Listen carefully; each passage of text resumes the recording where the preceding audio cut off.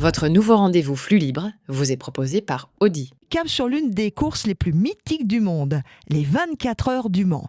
Alors avant le grand départ du 13 juin prochain, j'ai rencontré un directeur sportif de la FIA pour nous faire vivre l'ambiance unique de cet événement et mieux comprendre comment elle est organisée. Le marché automobile en flux libre et sans tabou, l'escapade.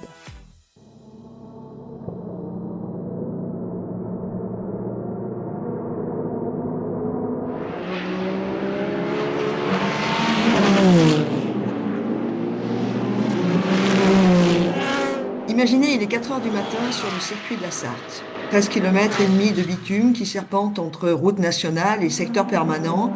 Les hypercars avalent la ligne droite des Hunaudières à plus de 330 km/h, dans l'obscurité totale, guidés seulement par leurs phares et les réflexes de leurs pilotes. Dans le cockpit, la température frôle les 50 degrés, le cœur du pilote bat à plus de 160 pulsations par minute. Ça dure depuis 9 heures d'affilée. C'est ça, les 24 heures du Mans. Derrière ce spectacle dément, il y a une organisation titanesque, des règlements millimétrés et une ambition qui dépasse largement la course elle-même. Préparer également la voiture de demain de Monsieur Tout-le-Monde.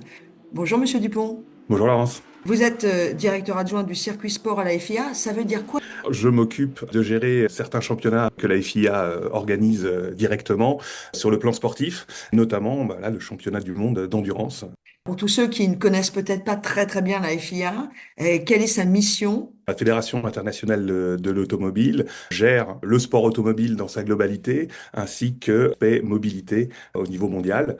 C'est une fédération d'associations sportives nationales qui va avoir comme tâche d'édicter les règlements qu'on va utiliser sur les compétitions internationales. Alors on se rencontre à quelques jours des 24 heures du Mans. La course va démarrer samedi 13 à 16h. Combien de personnes faut-il mobiliser pour que cet événement existe ? Si vous prenez par exemple les commissaires de piste sur un circuit hors norme, donc 13 km et demi, il y en a plus de 2500 autour de la piste. Pour ça, il faut rajouter aussi toutes les équipes de la FIA, mais aussi tous les officiels qui vont travailler autour. Et là, on en rajoute facile 500 personnes, plus tous les volontaires qui accueillent un public énorme. On a besoin de beaucoup de monde. Et parlons du circuit, évidemment, il est totalement hors norme. Comment est-ce qu'on organise ce circuit ? C'est une organisation vraiment titanesque, gérée par l'Automobile Club de l'Ouest, qui va mettre en place et préparer tout au long de l'année la fermeture du circuit avec les autorités locales. Et la FIA va venir homologuer ce circuit selon les dernières normes de sécurité, pour s'assurer de la sécurité des coureurs, évidemment, et aussi des commissaires et de toutes les personnes qui travaillent autour de la piste.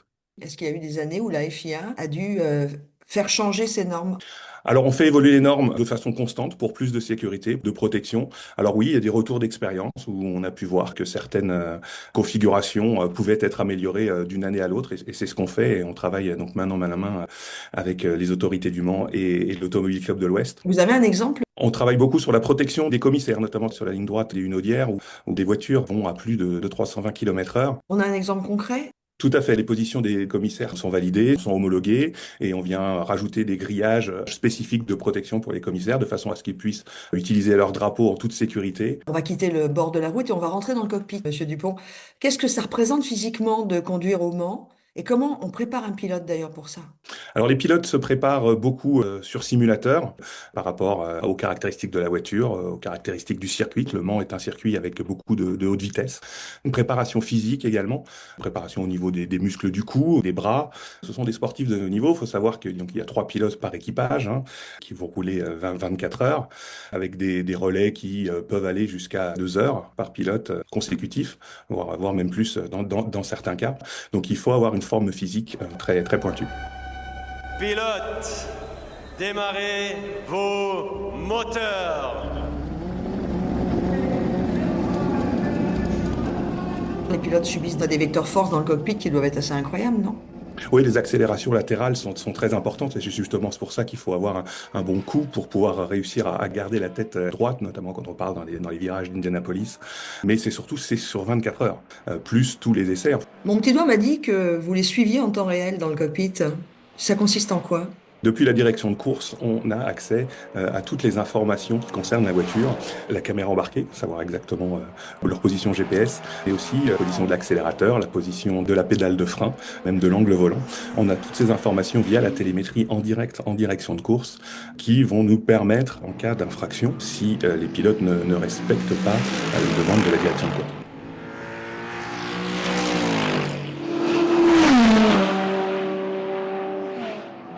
Toute cette technologie qui est embarquée dans une voiture de course, évidemment, ça va finir à un moment ou à un autre par se retrouver, Monsieur Dupont, dans nos voitures.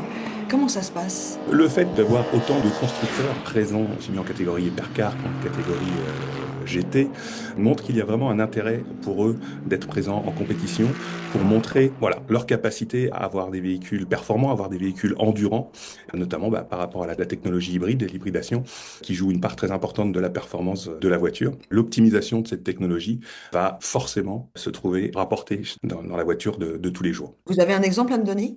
C'est le cas notamment de Toyota qui est présent sur les 24 heures du Mans et notamment lors de l'introduction des technologies hybrides. Depuis 2022, les voitures du WEC qui roulent avec un carburant 100% renouvelable. Une des dernières évolutions importantes des 24 heures du Mans, c'est l'utilisation de carburant 100% renouvelable qui a permis aussi aux constructeurs aussi bien qu'aux pétroliers d'améliorer cette technologie et puis avec à terme l'ambition de retrouver cette technologie Alors, sur la route.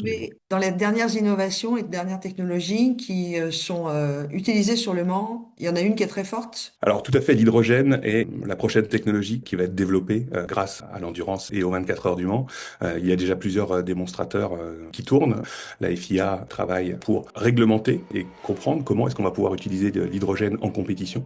Et c'est vrai que les 24 heures du Mans, la CO a toujours réservé un garage particulier qui va permettre à des nouvelles technologies de rentrer en compétition. Donc on travaille pour à l'horizon 2030 pour avoir une voiture à hydrogène de compétition qui va pouvoir rivaliser avec les hypercars actuels. L'année dernière, Ferrari avait de nouveau remporté les 24 heures du Mans. Vous voyez qui sur la ligne d'arrivée cette année? On est bien malin et qui peut prédire qui gagnera la course cette année. Je pense que ça a rarement été aussi ouvert. Benoît Dupont, merci beaucoup de nous avoir fait pénétrer dans les coulisses des 24 heures du Mans. Avec plaisir.